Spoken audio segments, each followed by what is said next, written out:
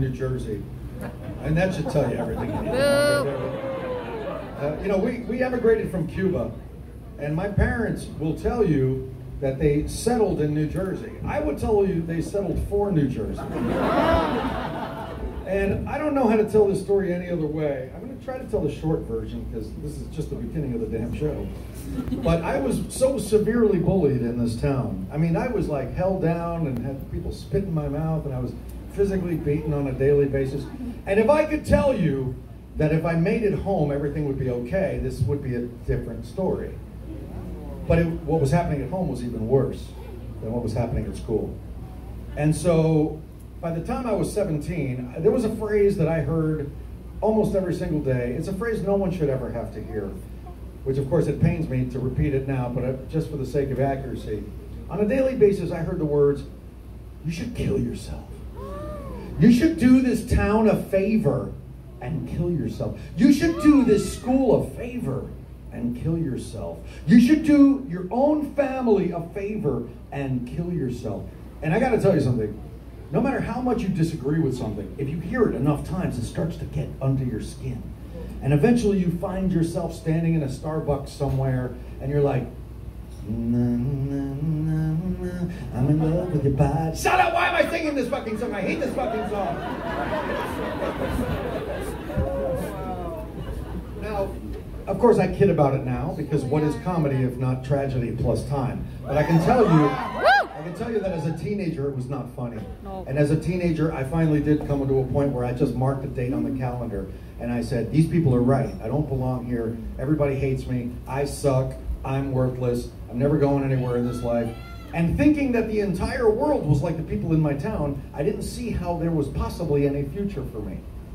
And then a miraculous thing happened. I can't believe I'm telling this story so early in the fucking set. What's in this Sprite? Jesus Christ. I just have to tell you this story though. So, very, very close to the date that I had set on the calendar to end my life, I did what any normal teenage person would do in New Jersey when they're looking for fun. The only thing to do in New Jersey, I went to the all-night diner. And I knew full well that I was going to walk the gauntlet, because I always walked the gauntlet. And I walked into the diner at like, I don't know, midnight on a Friday night. And now looking back, I realize that it probably looked something like this. What did it go like? What did it go like?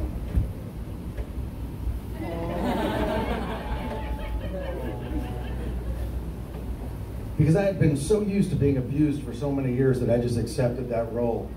And I walked in and people threw cheeseburgers at me and insults, and their girlfriends laughed.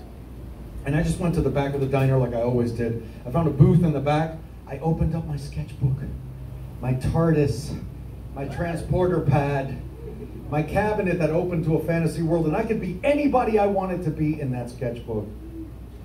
I could go anywhere I wanted to go. I could change my name. I could change my fucking species. I could have been a fucking Vulcan if I wanted to. Hell yeah! And eventually they forgot about the freak in the bag. And then at 2 a.m., a miraculous thing happened that not only changed my life, it saved my life. The door opened in the diner and this group of people came in. The only way to describe it is a parade. A parade walked in the front door. The very first person through the door was a 7-foot-tall man wearing nothing but women's lingerie. And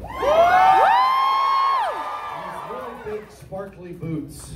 Hell yeah! Directly behind him was a woman dressed as a French maid with like a shock of red hair. You could say it was magenta. Directly behind her was this like shabby, like butler type of Renfield guy.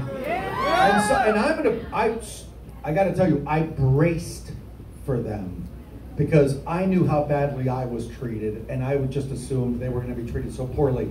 But nothing fucking happened because they walked in differently. They didn't walk in like Quasimodo had been whipped one too many times. They walked in like this. Hey.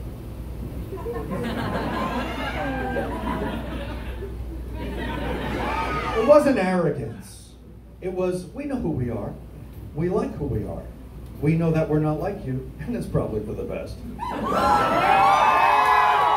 And they sauntered over to a booth and sat down. And after a short while, the 7-foot-tall man in women's lingerie got up and came right up to my table, and he looked right in my good eye, and he said to me, "How you do? I see you've met my faithful handyman."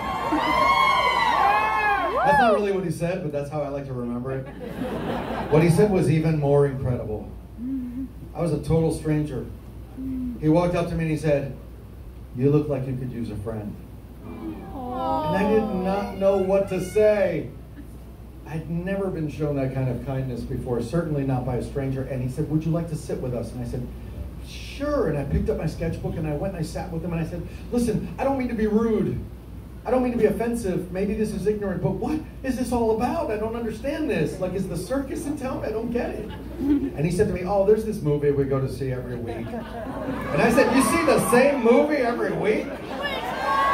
Yeah. I said, "Yes. And it's amazing. We sing along, we throw toast at the screen. It's a I said, "You know what's even more amazing?" And I said, "No, what's that?" He said, "You're coming with us next week." Needed to cross off a certain date on a calendar to be able to go, because I needed to see what this was all about. And ladies and gentlemen, that night I went to see a film called The Rocky Horror Picture Show. And I was in a room for the very first time in my life surrounded by people like you. Can I say lovable weirdos? Yes. For the very first time in my life, I was surrounded by people who loved horror and who loved science fiction and who loved kinky sex and cross-dressing and stuff. And I did not feel alone. And I thought to myself, right, this motherfucker saved my life. At that moment, I thought to myself, oh my God, I don't need to kill myself. I need to get the fuck out of this town. I need to find more people like this. And so I ran away from home. And I went to New York City. As a teenager, I was 17 years old. And from the moment my pointy, skull-buckled boots touched Manhattan soil, or as we call it there, sidewalk, everything changed. People just walked up to me and they were like, "Oh my God, you have such a great look. Can I get a photo of you?" I was like, sure. Like, "Will you be in my movie?" I'm like, "What?" I'm like, "Only if it's Velocipaster." I'm like, "Yeah, of course." And I suddenly found myself surrounded by people who respected me and treated me like a human being. And I've got to tell you, standing here right now, that if you are suffering through an existence where the people around you, even if it's your own family, do not call you by the name you want to be called, do not accept you as the person you know that you are, you need to get the fuck out of there and find some lovable weirdos to adopt you. I'm done talking. We're going to sing some songs. I would have died in that town in New Jersey, and that's the truth. But being surrounded by people who nurture you and respect you, you get to thrive. And I got to thrive, and I suddenly had a musical career. And at some point, Cartoon Network came and said, "Hey, will you write a villain song for us?" And I said, "Absolutely." So without further ado, here's one of my villain songs for a Cartoon Network show called The Grim Adventures of Billy and Mandy.